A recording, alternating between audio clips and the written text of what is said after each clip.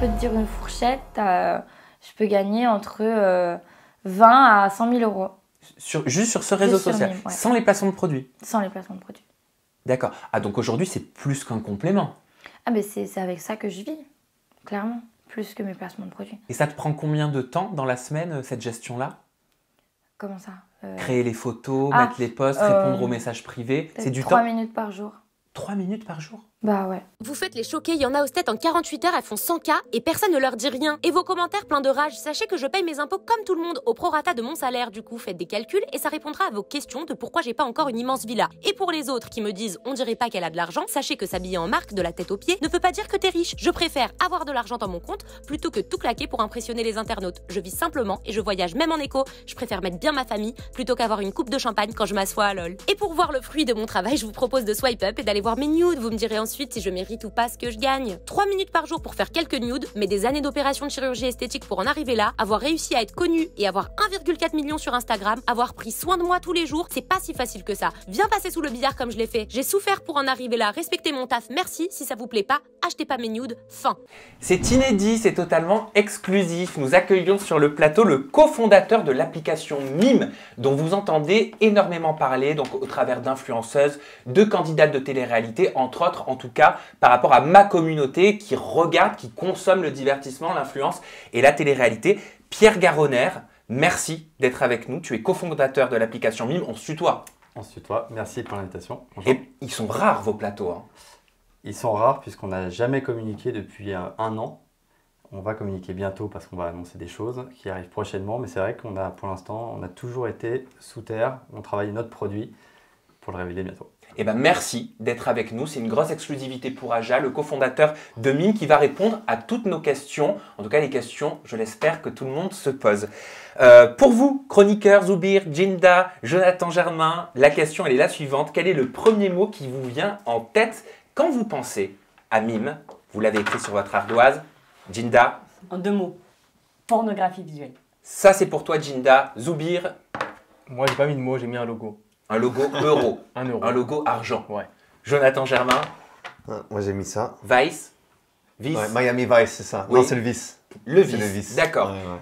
Tu veux nous expliquer pourquoi? Et Pierre, tu n'hésites pas à réagir, hein. Le Vice dans soi, pour moi je trouve ça assez vicieux en fait comme plateforme, par ceux qui l'utilisent en fait. Je pense pas que le principe de Mime ce soit ce qu'on voit aujourd'hui.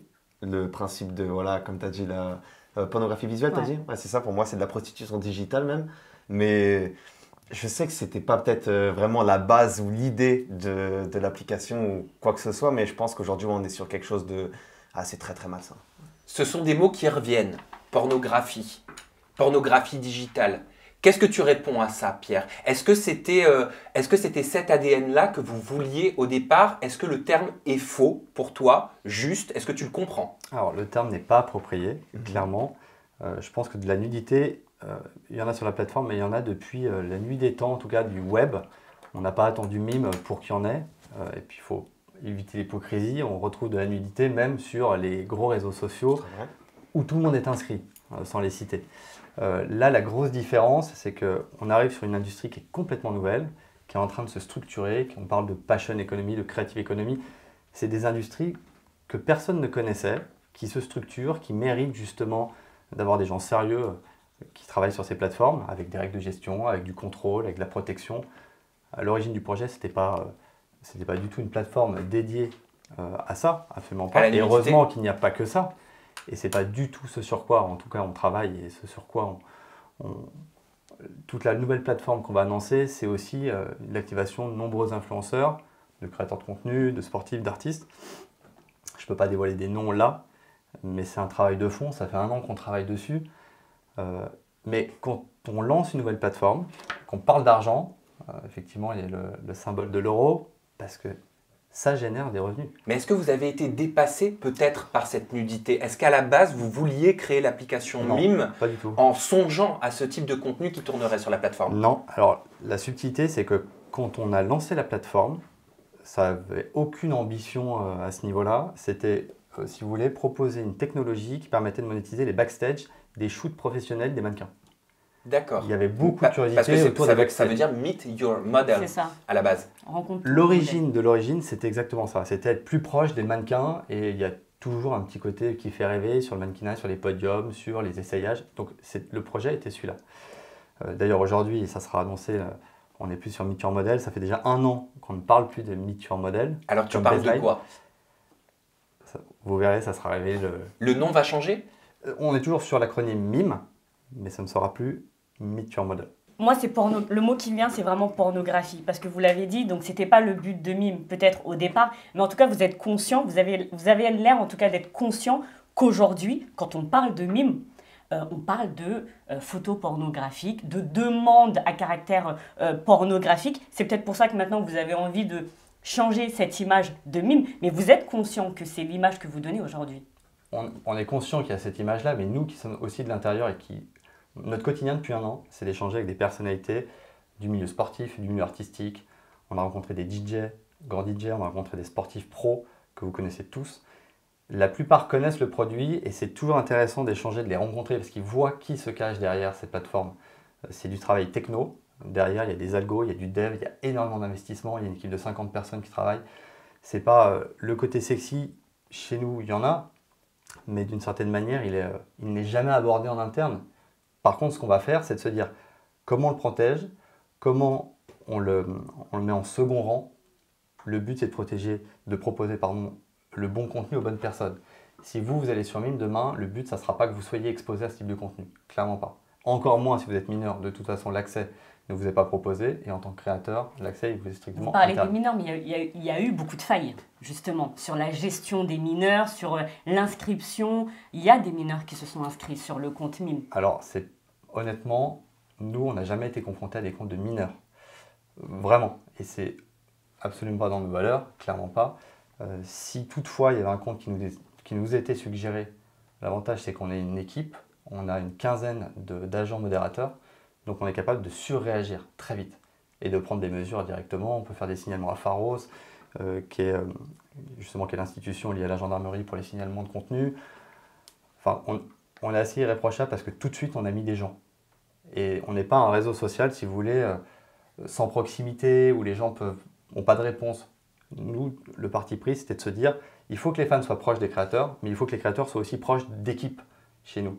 Mais c'est vrai que beaucoup de femmes, beaucoup de candidates de télé-réalité aujourd'hui font la promotion de ce compte Mime. C'est comme ça que même vous avez fait votre renommée, entre guillemets, si on peut dire. C'est grâce Le buzz. Vous avez fait le buzz, c'est grâce aux candidates de télé-réalité, Ouais, c'est mais vrai. justement, je trouve ça archi réducteur parce que sur Instagram, il y a de la nudité. Alors, moi, je préfère qu'il y ait de la nudité sur Mime par des créateurs qui contrôlent leur contenu plutôt que sur Instagram où les utilisateurs, si tu veux, sont un peu victimes de l'algorithme et ils voient ce qui passe devant eux. Tu vois ce que je veux dire? Mais c'est un avantage ou ça vous porte préjudice, cette nudité? On va pas se Mais leurrer. si. Regarde, Jindal a mis sur son ardoise le mot pornographie, il revient souvent dans les commentaires de ma communauté, moi je le vois. Et en introduction, tu nous as dit le mot n'est pas adéquat. Pourquoi? Parce que de toute façon, nous de l'intérieur, on sait que la technologie ne se prête pas qu'à ça. Il y en a, mais on voit aussi que sur tous les réseaux, il y en a. Donc, pourquoi se faire le procès d'une plateforme? Nous, à la différence, c'est qu'en plus, tout est modéré. Il faut pouvoir éventuellement payer pour y accéder. Donc, déjà, ça limite l'audience. Je ne dis pas que Non, ça ça garantit. limite l'accès. Ça limite l'accès, effectivement, parce qu'il faut payer pour. Mais aujourd'hui, moi, si je vais sur Instagram, je vais parler un peu vulgairement, mais je vois pas du cul. Je vais pas voir le sexe féminin d'une femme. Alors que si je vais sur Mime et que je fais la demande en payant, j'ai la possibilité de recevoir une photo de l'entrejambe d'une candidate de Alors, télé-réalité. En payant. Donc, c'est-à-dire qu'il faut en faire la demande. Oui. Voilà, il faut payer. Donc, déjà, il faut avoir une carte bleue. Donc, généralement, ça sous-entend la majorité de l'utilisateur ou alors une carte bleue qui a été empruntée. Mais Ouais. déjà, ça met des freins à ça. C'est-à-dire que la Mais la personne est finalité. consciente. Mais sans avoir une carte bleue, des gens peuvent aller même sur Twitter. Ouais. C'est inondé de contenu sensible. ou de D'accord. contenu- Google. L'application Google, le moteur de recherche, tu l'associes à quoi? À du cul? Pourtant, sur Google, tu peux trouver des dessins Zoubir. animés, tu Zoubir, peux c'est trouver de pas la ce que je pornographie. dis. Je vais donner un exemple. Non, tout bête. Viva Street. Ouais. Ça a été longtemps associé à de la prostitution. Ouais. Viva Street, c'est un truc comme Le Bon Coin. C'est juste que comme il y a eu de la prostitution dessus, c'est la partie de l'iceberg qui est montée. Et moi, je trouve que justement, c'est plus encadré. Google, on l'associe pas à un truc sur toutes les dingueries du net. Pourtant, Google, tu trouves tout ce que tu veux gratuitement, mineur, majeur, carte bleue, pas de Je carte bleue. dis juste que si je vais sur Mime et que je veux voir le sexe d'un candidat de télé-réalité, j'ai juste à lui demander en fait. Tout simplement. Si je vais sur Internet pour aller regarder un film pornographique, je connais pas le mec en question, sa tête je la connais pas, son prénom je le connais pas. Alors que sur Mime, je vais y aller et je vais dire « Ah, salut Laurent, je t'ai vu dans la dernière saison des Princes de l'amour, est-ce que tu pourrais m'envoyer ta quéquette ?» C'est tout, non mais c'est vrai. Et il va me l'envoyer parce que j'aurais payé. Oui, mais libre, alors en l'occurrence, libre à chaque créateur, chaque influenceur, chaque personnalité d'envoyer, de vendre ce qu'elle veut. Elle n'a pas besoin d'être sur Mime. Si elle a envie de le faire en direct, en DM sur WhatsApp ou sur Instagram, on peut le faire. Bah alors quel est votre plus alors dans ce cas-là de faire payer des gens pour avoir ce genre de contenu si on peut le demander directement sur Instagram? Mais les créateurs n'ont pas envie de divulguer tout gratuitement. L'objectif aujourd'hui, c'est de redonner de la valeur au contenu. Et c'est pour ça que les gens, on est en 2021, sont prêts à payer.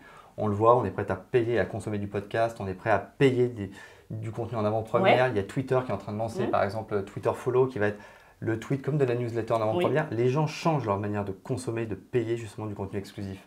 Ça rentre dans cette nouveauté-là. Donc là, c'est pareil. C'est moi, si j'estime que je suis fan, j'ai envie d'accéder à ce club privé, j'ai envie d'accéder à des infos avant les autres ou des infos dont je suis le seul à avoir, je suis prêt à payer 9 €. Mais on est d'accord qu'il n'y a pas de limite. Dans les envois de photos, de vidéos, dans la demande, il n'y a pas de limite. À la limite, c'est la légalité. Et c'est quoi la légalité? Tout ce qui est illégal, c'est classique. L'illégalité, c'est les contenus illégaux, on sait ce que ça peut être. Hein. La pédopornographie, par exemple, ça peut être l'appel au meurtre. Oui, toutes ces choses-là. La pédopornographie, sauf que quand quelqu'un qui est mineur s'inscrit sur votre compte, sur votre réseau social Mime, cette personne, elle est mineure, elle s'inscrit, et une personne lui demande une photo de son entrejambe. Elle ne peut pas s'inscrire sur la plateforme. Alors, moi, je vais vous proposer d'aller sur YouTube, de taper Crazy Sally. Je pense que vous avez dû voir passer. Elle a fait un correctif. Elle a fait un correctif, mais elle a bien eu des gens qui ont témoigné en disant que ces personnes étaient mineures. Oui, mais on a échangé avec elle justement. On a pris contact avec cette youtubeuse. On a été les premiers surpris, choqués quand elle a évoqué dans son interview. Elle avait fait une enquête sur cette nouvelle économie, sur ces plateformes. Très belle enquête.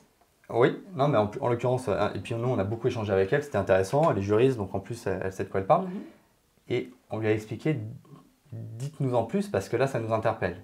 Et elle nous a fait l'aveu que les profils mineurs ne venaient pas de chez nous, mais d'une autre plateforme. Et elle nous l'a dit. Vos concurrents?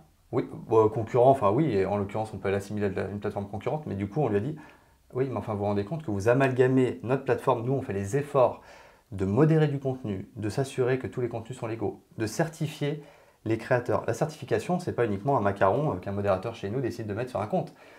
Quand quelqu'un veut commencer à créer un mime, on peut mettre une photo ou deux. Au bout d'un moment, tant qu'il n'est pas certifié, la personne sera bloquée. Elle ne peut plus rien faire. Elle ne peut pas gagner un centime, elle ne peut pas retirer un centime et elle ne peut plus poster. Et pour certifier son compte, on va lui demander une copie de passeport ou de CNI, qu'on va vérifier.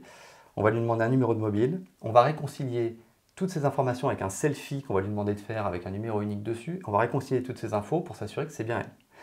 Et dans les prochaines semaines, on va même intégrer une technologie française de reconnaissance faciale qui va permettre justement de s'assurer du vivant de la personne et de l'authenticité du passeport. Oui, pour pas que les photos soient détournées, par exemple, ou qu'il y ait du revenge porn qui se fasse. En parlant de sécurité, je vous propose de découvrir la suite des propos d'Astrid Nelsia. Pierre, on aura des questions. T'as déjà eu des demandes particulièrement atypiques sur ce réseau social? Mais j'ai des trucs de fou. Des fois, on me demande, j'ai lu la dernière fois, mais je réponds même pas parce que ça me fait peur. Des fois, vraiment, j'ai peur quand je vois des trucs comme ça. Je me dis, mais ça se trouve, c'est un malade mental derrière l'écran et tout. On m'a dit, attends, c'est quoi? On m'a dit, est-ce que tu peux acheter un téléphone avec une puce et genre, on s'appelle et tu me fais écouter quand t'as tes ébats sexuels avec ton copain. Et voilà, et je te paye, je sais pas, il m'avait proposé, je crois, 2-3 000 €. Et j'ai pas répondu parce que ça m'a fait flipper. Ah oui, un petit peu quand même. Et puis tu sais pas où ça peut atterrir. Ah ouais, non, mais ça fait grave flipper. Et du coup, ouais, j'ai eu ça. Souvent, on veut que j'envoie mes culottes, mes strings et tout. Donc ça aussi, ça fait flipper. Et ouais, il y a des fous, hein, franchement, derrière Mime, il y a des sacrés fous. Comment vous faites pour protéger les influenceuses, les personnes qui s'inscrivent sur Mime pour éviter qu'il y ait des dérives, même en message privé, et qui peuvent potentiellement perturber en fonction de la sensibilité de chacun? Les créateurs peuvent nous contacter. Il y a un contrôle permanent, on a une conciergerie. Donc si le créateur a envie justement de nous signaler un profil qui est irrespectueux, par exemple, il peut le faire. Nous, on prend les mesures. On a un agent qui va analyser la discussion, éventuellement les échanges qui ont été échangés. Et on peut prendre les bonnes mesures. Et puis le créateur, dans quelques semaines, là ça va être possible, le créateur pourra lui-même décider de ce qu'il fait avec ses fans. C'est-à-dire qu'il aura la liberté de pouvoir stopper un abonnement, retirer, bloquer, bannir. Et si nous, on bannit un utilisateur non respectueux, on le bannit complètement. C'est-à-dire qu'on va faire blacklister les adresses IP, les adresses mail, les 06. Donc on est capable d'empêcher un internaute de se reconnecter à nos services. Et il y a une question qui revient aussi beaucoup, elle parle des revenus, Astrid Nalsia, c'est ce qui a fait beaucoup parler aussi dans les médias qui sont institutionnels ou spécialisés. Quelle est la part, quel est le pourcentage, quel est ce pourcentage entre l'application et le créateur? Là-dessus, on a toujours été très transparent. La commission de Mime, elle n'a jamais été cachée. On reverse 80% aux créateurs sur les médias privés, sur ce qui est échangé dans la messagerie. Et sur les abonnements, on reverse 75%. D'accord. Voilà. Et on a aussi un programme qui est assez particulier, c'est qu'on a prévu depuis le début un programme de parrainage. Et c'est aussi ce qui a fait l'émulation de la plateforme. Nous, on s'est concentré, nous on est techno à la base, on s'est concentré sur l'outil. Nous, ce qu'on sait faire, c'est un outil, des algos, quelque chose qui fonctionne, de la recommandation. Et on s'est dit, qui mieux que les gens qui utilisent la plateforme pour en parler et pour parrainer. Et on s'est dit, pour le faire, on leur reverse la moitié de la commission Mime si vous avez des affiliés, si vous recrutez justement des personnes influentes, des artistes, des sportifs. Moi, j'ai entendu des cas aussi d'influenceuses, par exemple, qui ne postent pas comme elles s'y étaient engagées, comme c'est écrit dans la biographie, ou qui désactivent même des comptes. Comment ça se passe? Est-ce que vous remboursez les utilisateurs? Oui, ça on peut le faire. Ça arrive rarement, mais si l'utilisateur... C'est prévu d'ailleurs dans les conditions générales d'utilisation de Mime. Si par exemple un créateur n'a pas publié depuis 15 jours et que le fan nous fait mention de ça, il est en droit d'être remboursé s'il nous en fait la demande. Zoubir, t'as Mime, toi? Non, moi j'ai pas Mime. J'ai pas Mime, mais t'es intéressé? Pas forcément. Allez, Ça m'est déjà arrivé d'y réfléchir, tu vois, pour mettre du contenu exclusif. Mais tu t'es dit quoi? Tu t'es dit quoi quand tu y penses? Moi, je vais être très honnête, j'ai vu l'aspect financier. Je me suis dit, voilà, je fais un peu de sport. De temps en temps sur Insta, je me fais des photos de moi torse nu. Je me suis dit, pourquoi pas faire un Mime pour mettre la même chose, peut-être d'un angle différent, peut-être d'en mettre plus, etc. Quel angle? D'être plus proche, par exemple. Enfin, il y a des gens, tu sais, ils aiment les détails. Qu'est-ce que tu montrerais, clairement? En fait, quelle serait la valeur ajoutée? L'angle de l'influenceur m'intéresse aussi. C'est quoi le plus d'Instagram? Le plus, c'est qu'il y a des gens qui paieraient plus pour avoir plus de photos. Est-ce que tu serais prêt à montrer ton intimité? Ouais. Non, j'aurais certaines limites quand même. Lesquelles? Je monte pas mes parties intimes, je monte pas mes fesses. Ça, c'est quelque chose que toi, tu ne ferais pas. Ça, c'est catégorique. Même si c'est en échange d'argent, même s'il y a cette motivation derrière. Ça, c'est catégorique chez moi. Ok. Mais tu vois, moi, ça me choque pas. Enfin, on est en train de... Par exemple, ce que disait Astrid sur les demandes des internautes. Mais ça, tu l'as sur toutes les plateformes. Moi, le premier, sur tous les autres réseaux, parfois, on m'envoie tu peux m'envoyer tes pieds, je te paye pour ceci. Je reçois tu peux m'envoyer tes chaussettes en colis. Je reçois des dingueries parfois. C'est pas que sur Mime. Je sais pas, Jonathan. Tu reçois toi, Jonathan, confirme-moi s'il te plaît, même si tu n'es pas sur cette application. Confirme-moi s'il te plaît. Je reçois partout, que ce soit Merci. Snapchat, Instagram, tout ça. Il y a Merci. même des fois des filles qui sont pas mal qui vont te demander fais-toi un Mime s'il te plaît. Ouais, on est d'accord. Viens, on parle juste. Ouais, mais encore ça va, c'est mignon, mais parfois je Peut-être reçois des que demandes. sur Mime, les gens ont tendance à croire qu'on peut tout demander, on peut tout se permettre. Moi, je voulais vous demander, est-ce que pour vous, Mime, c'est plus un réseau social ou plutôt un site de service? Parce que j'ai l'impression qu'en fait, on demande service. Alors, quand on contacte les gens. C'est vraiment un réseau social et on fait toute la réflexion sur le produit, sur l'évolution du produit, c'est de penser l'inclusion du fan. Alors, concrètement, qu'est-ce que c'est? C'est de dire comment on va penser un produit qui a de la valeur pour le fan et pour qu'il se sente utile et qu'il se sente le plus proche possible de sa personnalité. Exemple, on est en train de lancer bientôt Mime TV. Chaque personnalité, je vous l'annonce un petit peu en exclu, mais chaque personnalité aura sa chaîne télé. L'idée, c'est que ce club privé pourra suivre justement cette actu, ces news en live de la personnalité sur une chaîne. C'est quoi que sur le principe de la story? Non, pour le coup, il y aura les stories également, ça c'est prévu, ça va être mis en prod dans quelques jours. Mais là, ça va vraiment le live que vous pourrez lancer, vous pourrez même streamer par exemple un live. L'idée, c'est, je sais pas, un explorateur, je prends l'exemple d'un explorateur parce qu'on est en échange avec un explorateur, mais qui part justement, je dis n'importe quoi, en Amazonie. L'idée, c'est que pour ces 200 abonnés qui payent, qui le soutiennent, qui vont payer 50 € par mois, par exemple, puisqu'ils le connaissent, puis ils le suivent sur ses réseaux, c'est de dire, ok, mais à vous, tous les jours, à midi, je me connecte, je suis dans la jungle et je vous montre. Je prends cet exemple parce qu'il est récent et qu'on est en échange justement sur ce projet.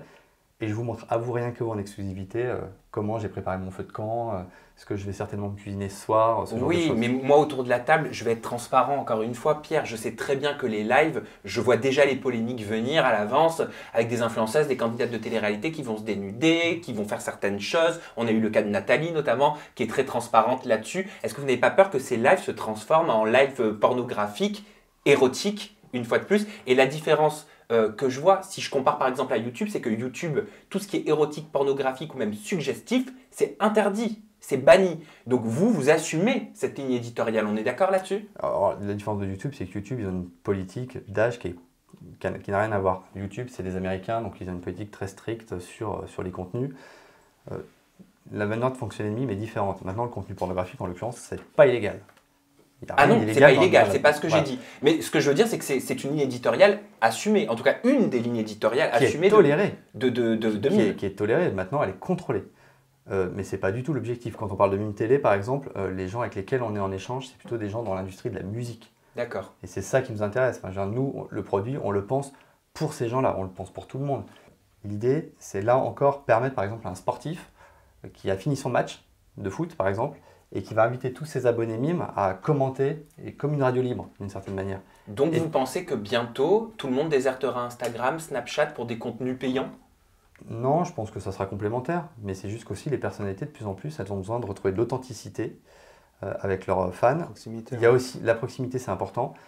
Et puis les haters, ça pullule sur tous les réseaux sociaux.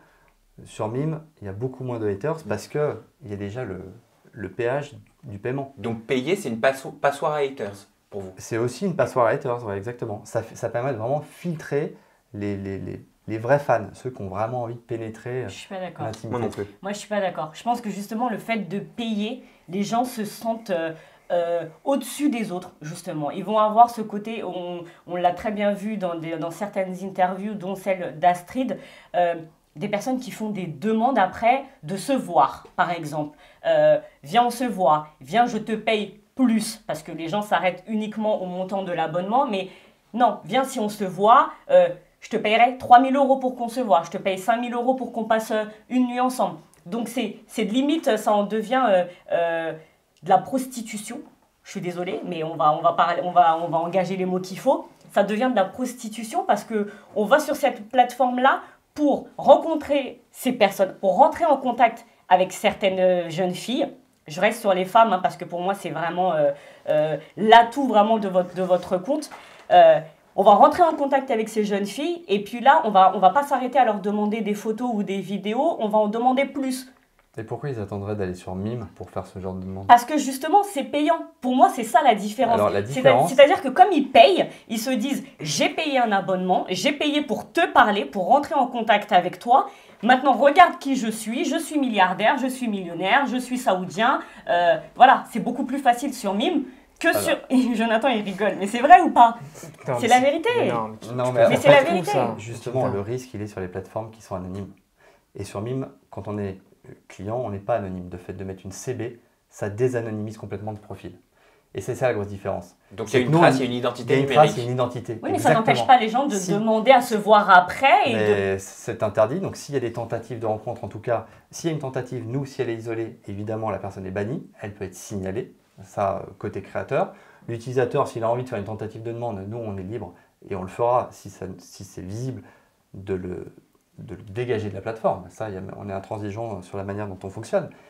Mais on sait qu'il y a cette personne. Alors que sur Insta, sur Snapchat ou sur tous les réseaux traditionnels, personne ne sait qui vous êtes. Mais vos créateurs, ils ont le droit d'accepter aussi ce genre de rendez-vous? Bien sûr que non, c'est strictement interdit. Heureusement. Bah, je sais pas. Ah non, mais ça, ça fait partie du règlement, je l'ai consulté. Mais au-delà du règlement, c'est qu'aujourd'hui, on a de la modération manuelle qui est faite. On est en train d'intégrer, par exemple, des scripts qui vont analyser dans tous les échanges les 06, les adresses mail et les adresses postales, par exemple. C'est en cours d'intégration. Une fois que c'est détecté, ça suspend automatiquement le profil. Là, c'est en cours d'intégration, c'est en test chez nous actuellement. Ça limite, c'est strictement impossible. En l'espace d'un an et demi, on a identifié par exemple un créateur de contenu qui avait envoyé une capture Waze d'une adresse.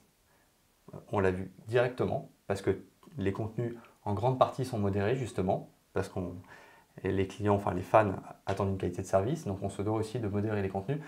La capture Waze, elle est passée sous les radars, la personne a été immédiatement bannie. Qu'on soit moralement pour ou contre, je l'entends. Okay, moi non plus, j'ai pas de mime parce que j'ai certaines raisons personnelles qui font que. Mais tu peux pas dire il y a une violence. Enfin, je trouve que c'est comme quand tu parles de prostitution. T'as déjà tapé hashtag mime sur Twitter? Attends. T'as déjà tapé hashtag mime sur Twitter? T'as vu les autres hashtags qui sont collés au mot mime? Oui, mais ça, c'est les demandes d'utilisateurs. Quand tu rentres sur mime, tu ne tombes pas que sur ça. Jeune, en fait, moi, ce qui me dérange, Jinda, c'est quand tu parles de prostitution. C'est grave.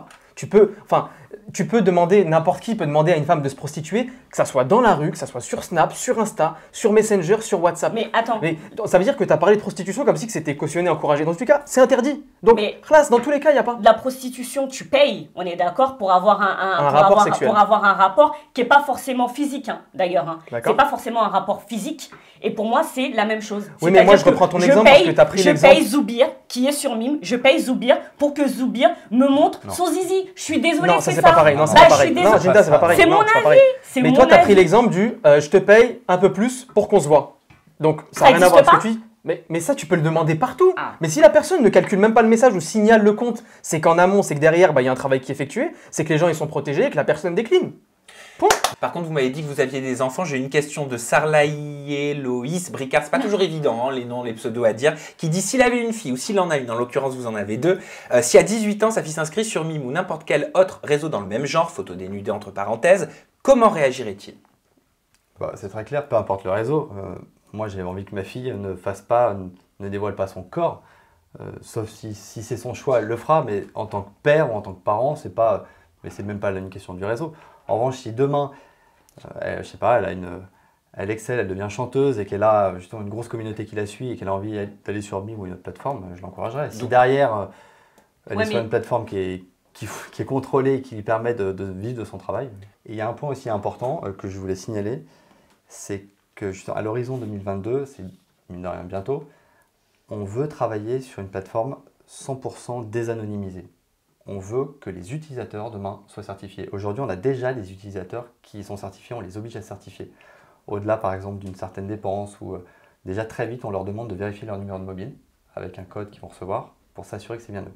Pour les tracer, pour garder une trace, pour s'assurer que la personne, par exemple, qui est abonnée sur la plateforme, on peut la contacter si besoin.